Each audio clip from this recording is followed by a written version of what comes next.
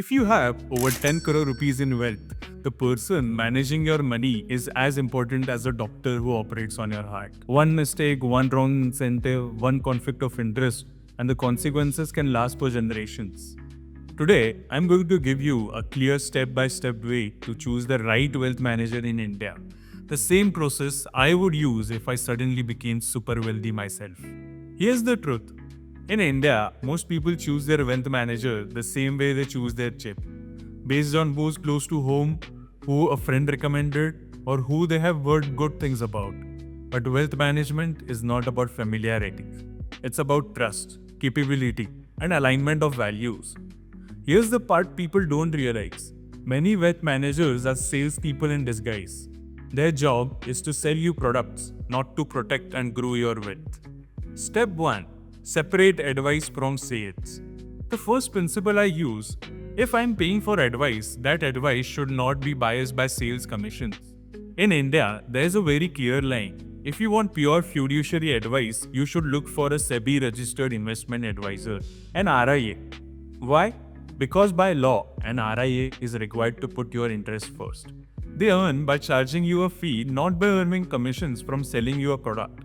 This is like paying a doctor for an honest diagnosis instead of taking free advice from a pharmacist who earns more if he sells you expensive medicine. Step 2.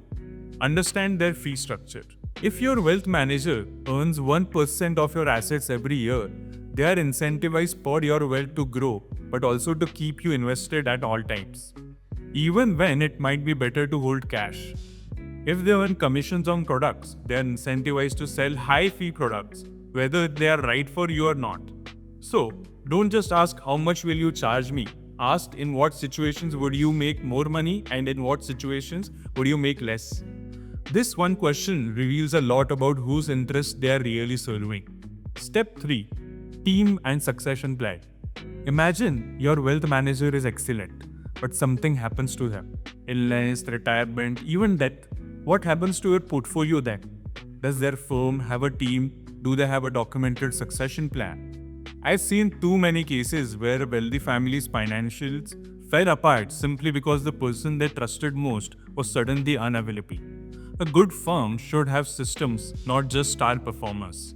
Step 4. Surveys beyond investments. If all your wealth manager talks about is investment returns, you are dealing with a trader, not a true wealth manager. True wealth management covers estate planning, tax strategy, risk protection, cross-border investments, philanthropy, and even family governance. Think of it like having a CEO for your personal wealth. Someone who makes sure all parts of your financial life work together, not just your stocks and bonds. Step 5. References and transparency. In the ultra-wealthy circle, reputation is everything. Ask for references from existing clients, ideally people with similar net worth, family situation, and investment philosophy as you. If a wealth manager hesitates or makes excuses, that's a red flag. Transparency builds trust, and trust is your first line of defense against bad decisions. Here's the takeaway. Choosing the right wealth manager is not about finding the most famous name or biggest brand. It's about finding someone whose incentives are aligned with yours, whose team and systems protect you for decades, and whose advice helps you achieve your long-term goals, not theirs. So, start by checking if they are an RIA, deeply study their fee structure, understand their succession plan, and see if they offer value beyond investments.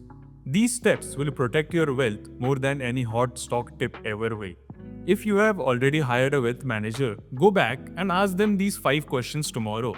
If they answer them openly and confidently, you are in good hands. If they hesitate, it might be time to rethink who's holding your financial future. Thank you for watching. See you in the next one.